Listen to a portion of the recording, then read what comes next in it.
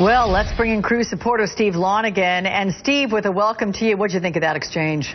I thought it just demonstrated once again Donald Trump's irrational inconsistency, the instability. And it's kind of frightening to think that someone like that could be in the White House. You know, Alex, the stock market and the world's economy is a very fragile one. It's a very emotional. I can't imagine what kind of an impact a Donald Trump would have on the marketplace, on people's desire for stability and forward guidance. And it's just disturbing, very disturbing. How about what Senator Rubio said today? Because, Steve, he also called Senator Cruz a liar over what he called the false attacks on same-sex marriage. Does Senator Cruz have to battle a credibility problem?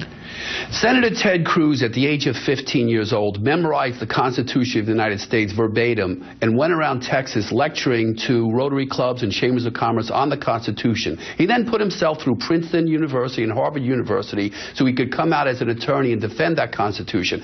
As Solicitor General of Texas, Ted Cruz wrote over 60 legal briefs on key constitutional issues, including 9 U.S. Supreme Court decisions. The Heller decision, in which Senator Cruz wrote a very critical amicus brief, defended the Second Amendment rights of every American to keep and bear arms in their own home. He defended the right to keep the 10 Commandments on state property in Texas and U.S.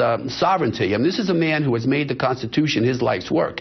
That's the man we want appointing individuals to the U.S. Supreme Court, not the other guy, Trump, who said last night that he thinks eminent domain is a wonderful thing. You know, property rights are the cornerstone of American liberty.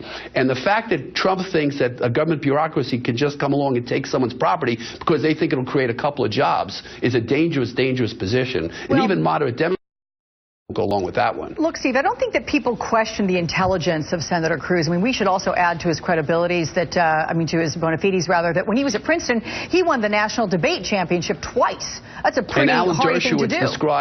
Alan Dershowitz described Senator Cruz as one of his most brilliant law students ever. But what now compare that to a Donald Trump who wouldn't know a Constitution from a roll of toilet paper. But with regard to the credibility question, Steve, are they painting a negative picture that tarnishes not only Senator Cruz, but all the GOP candidates? I mean, the tenor of things.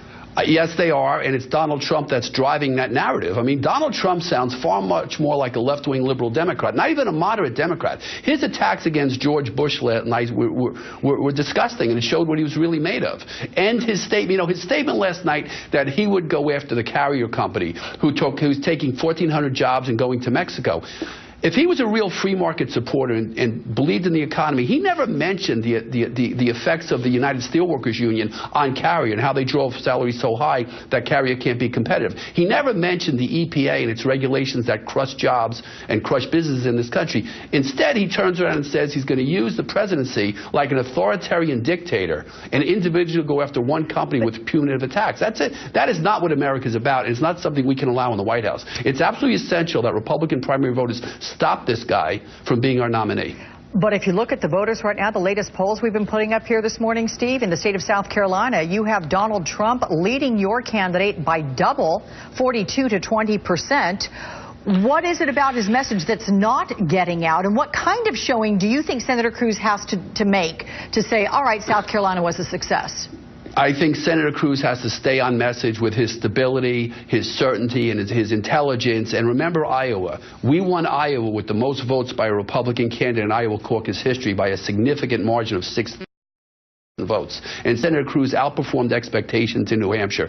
The people of South Carolina are smart people. Over the next week, they're going to tune into this even more. They're going to look at this debate. They're going to look at the positions of the candidates, and they're going to look at the vulgarity used by Donald Trump and his assault on the Bush family, and the fact that he acted far more, like I said, like either a third-party leftist or a far-left liberal in the Democrat Party than a conservative Republican.